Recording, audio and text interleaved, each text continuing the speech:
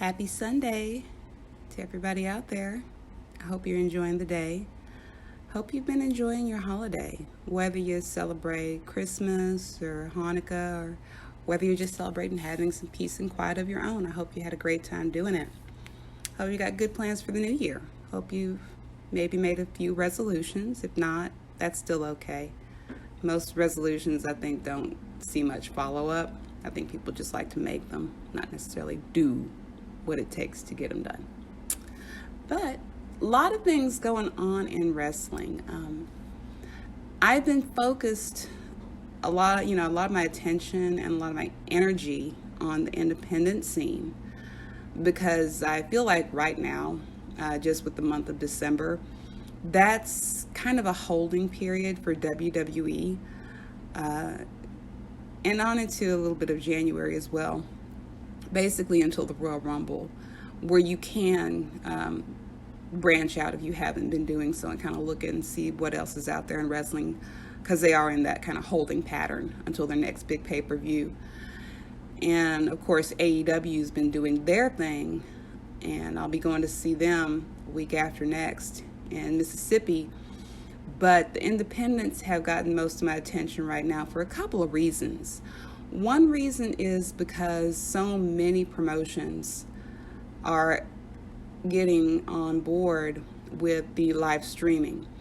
Whether it's IWTV or Fight TV, you're seeing a lot of these promotions run shows for the first time. And I think that's great. That's what I want to be there for. I want to see and support these indie businesses that are doing that, and the talent that they have on their shows. So that's what I've been spending a lot of my time doing. And so this past weekend, there was the AIW show on Friday. That was on Fight. And then at the same time on Friday, you had the Flying V show. And I watched both of those. That was great. What I ended up doing was rescheduling a date that I had set up for Friday night. I put it off to last night instead, just so I could watch wrestling. And I kind of regretted that decision as much as I enjoyed both those shows.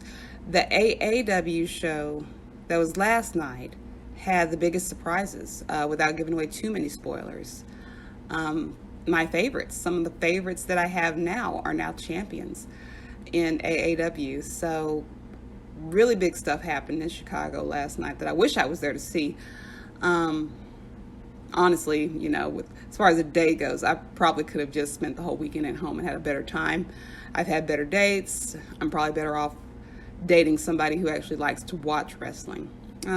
That's one thing, with the dating app thing, you can find out as much as you want to, or as much as people will tell you about themselves. But what I'm finding is, most of it is just ease of location.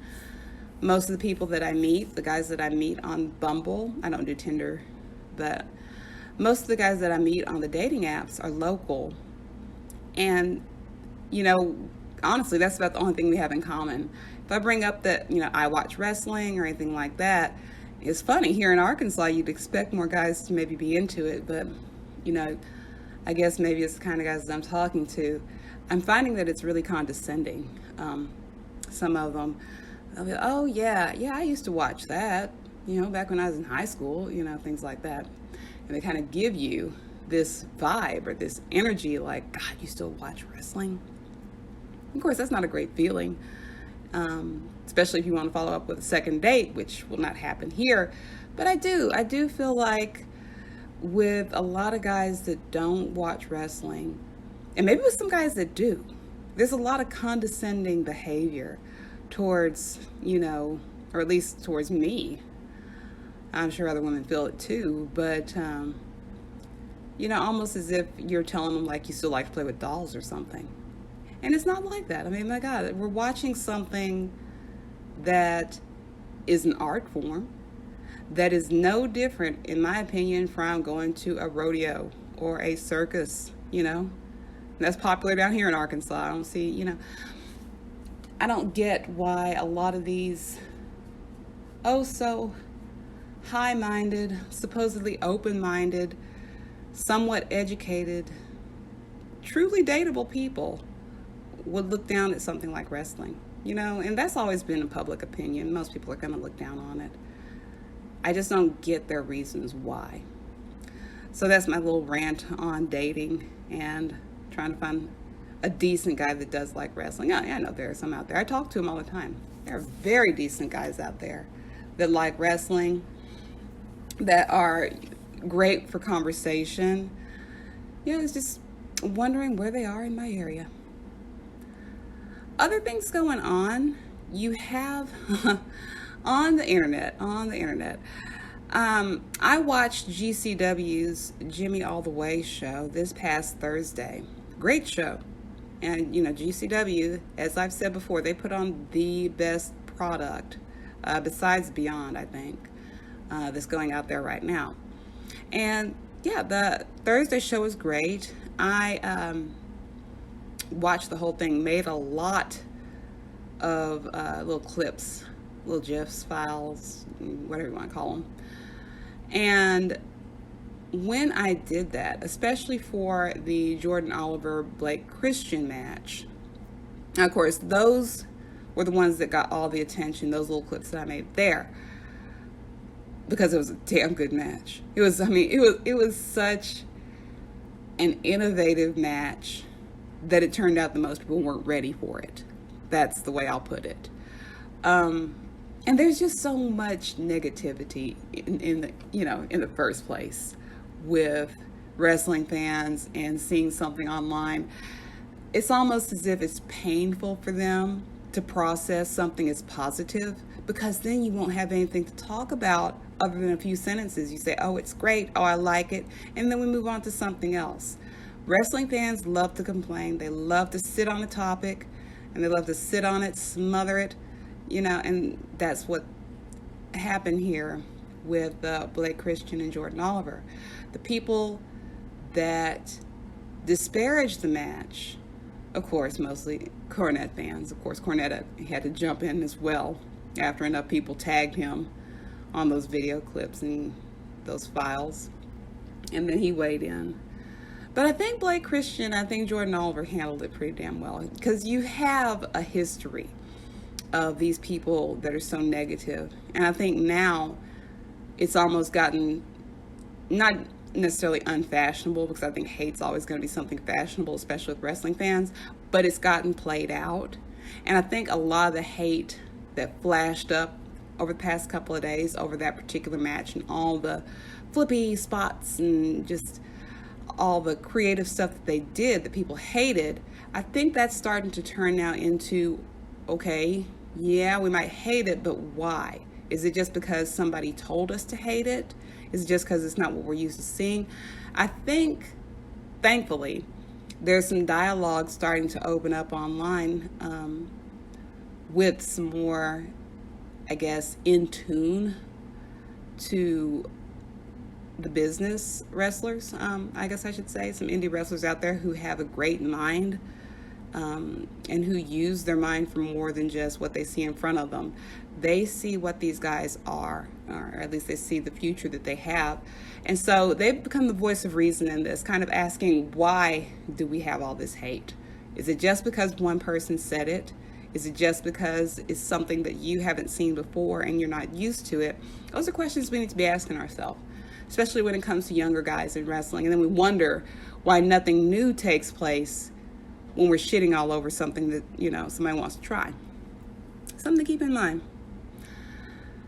I think I'm preaching to the choir, though. I think a lot of people that would listen to me already kind of know kind of the way the situation goes with most wrestling fans. It usually takes most fans at least a year to get their head out of their ass and enjoy something without it being spoon-fed or brainwashed to them. It does take a lot to deprogram. It takes a lot. And I'm not going to disparage any WWE fan or AEW fan or just fan of the mainstream in general, because it does take a lot to deprogram yourself. WWE has been doing that for years. They've been programming their viewers into believing that what you see here is the peak of the game, so to speak. And then, of course, when you start watching for a couple of years, you start seeing the cracks in the ceiling, so to speak, cracks in the foundation, and they're just not as great as what they could be. But you don't want to stop watching it because, it's what you know. You've been following it for a few years. So that's kind of the formula that WWE's been operating under for decades now. Putting it forth into people's heads that they're watching the best product. Why would you watch anything else? Blah, blah, blah. But when you get deep down into it, when you really start watching their product, when you really start questioning what you watch, it's not that great. And if people are so willing to do that for the indies, then yeah, you need to stay on WWE the same way. Don't give these bigger promotions, and of course we're giving hell to AEW now, for the situation that you have with Dark Order and the weird punches, things like that. If we're going to hold corporations, if we're going to hold the big money promotions to certain standards, make it uniform. If you're going to hold the indies to a certain standard, if you're going to hold WWE to a certain standard, don't just pick your favorites. And I'm guilty of that too. I'm guilty of it all the time. I used to play favorites a lot, and then I realized as I got older as a fan, wrestling's kind of, not only is it cyclical, it goes in a circle, but it's kind of all the same. No matter how much money is put into it, no matter who's bankrolling it, it's all the same. You're telling stories, you're putting guys and girls out there in matches to tell your stories, and hopefully the outcome is, one that's satisfying for your paying audience. That's what it is. It doesn't change no matter how much money you have. But holding all of wrestling to the same standard is kind of important. Well, anyway, that's enough ranting for one Sunday, enough preaching for one Sunday. Hopefully everybody has a good new year. If you watch Beyond Heavy Lies the Crown, enjoy it. Live tweet it with us being the Beyond Wrestling fans on Twitter. And keep watching shows, whether it's independents or whether you're doing Raw or SmackDown or NXT or AEW Dynamite. Keep watching, keep supporting, because we're getting into the big season. We're getting into Royal Rumble season, leading us into Mania season, which is going to be good for all of us as fans, as talent, whatever your position is out there. So enjoy the rest of your holidays and Happy New Year.